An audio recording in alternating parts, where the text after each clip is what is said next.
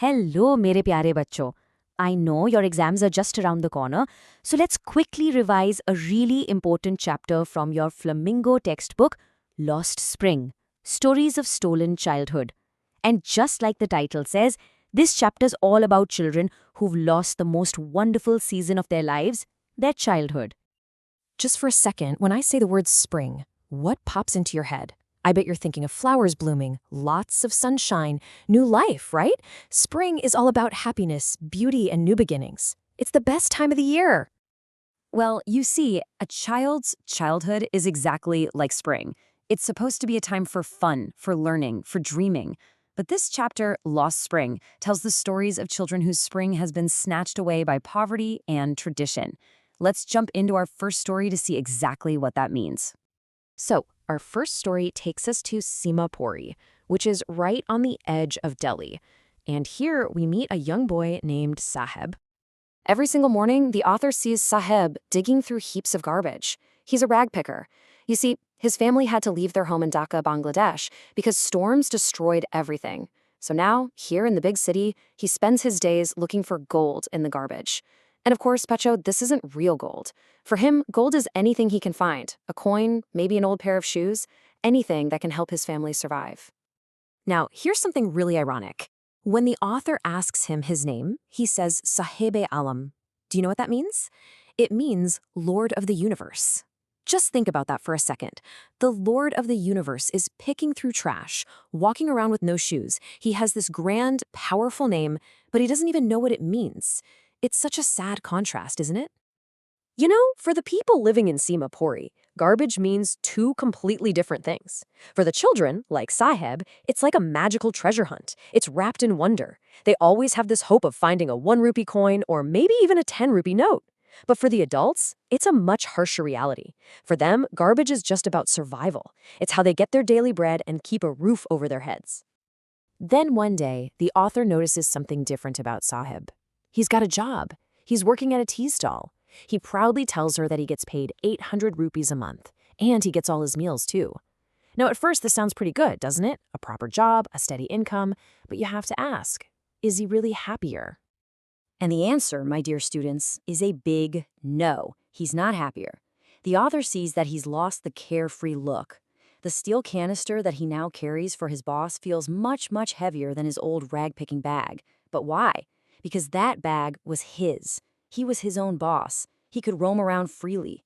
But this canister, this belongs to the tea stall owner. Saheb is no longer his own master. He's traded his freedom for 800 rupees. All right, bachcho, let's pause for a quick exam question. This is a very, very common question from this part of the story, so pay close attention. Ready? Okay, so the question is Saheb happy working at the tea stall? Just think about what we just discussed. What did he gain, but more importantly, what did he lose?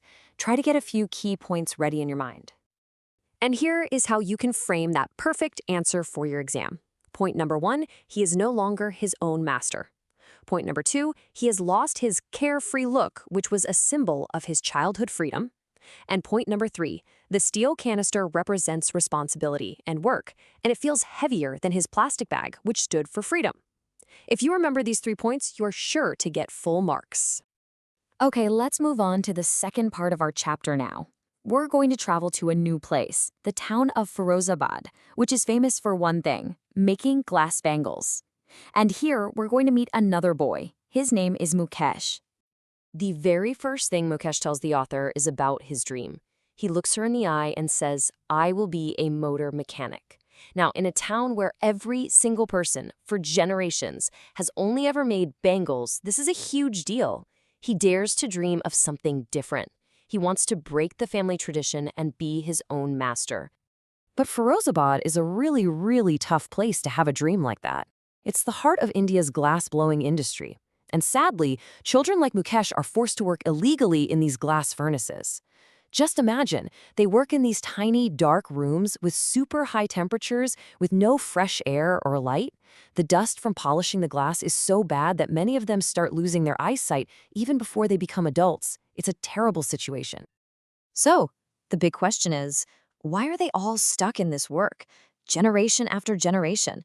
Why can't they just leave and do something else? Well, It's because they are caught in a horrible trap, a vicious circle that feels impossible to break.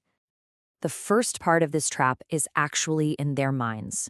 Mukesh's own grandmother says it's their karam, their destiny. They have this deep belief that because they were born into the caste of bangle makers, it's a God-given lineage. They feel they can't break it and they shouldn't even try. This idea keeps them trapped mentally. And the second part of the trap is the system around them. It's a vicious circle of powerful people who take advantage of them. You have the sahukars, the moneylenders, the middlemen who cheat them out of their money, the policemen, the lawmakers, the bureaucrats, and the politicians. All of them work together.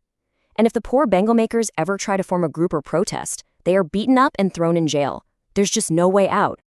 So now, let's put our two boys side by side, Saheb and Mukesh. This is the heart of the chapter. Saheb, who started out free, ends up giving away that freedom for 800 rupees. He loses his carefree look. But Mukesh, who was born into a trap, dares to dream of breaking free. He insists on being his own master. See the contrast? It shows us two different ways people react to poverty. One is to give in, and the other is to dare to dream. Okay, time for our second exam quick revision. This one is from Mukesh's story, and it's another very important question. Let's see how you do. So, the question is, what forces conspire to keep the workers in the bangle industry of Firozabad in poverty? Now remember, we talked about two big traps, two different worlds that are working against them. Can you recall what they were? Here's the perfect way to structure your answer for full marks. Just think of it as two worlds. World number one is the family, which is trapped by their caste and their belief in karam, or destiny. World number two is that vicious circle of powerful people, the sahukars, middlemen, politicians, and police, who exploit them. Together, these two worlds put a burden on the child that is just too heavy to put down. Simple, right?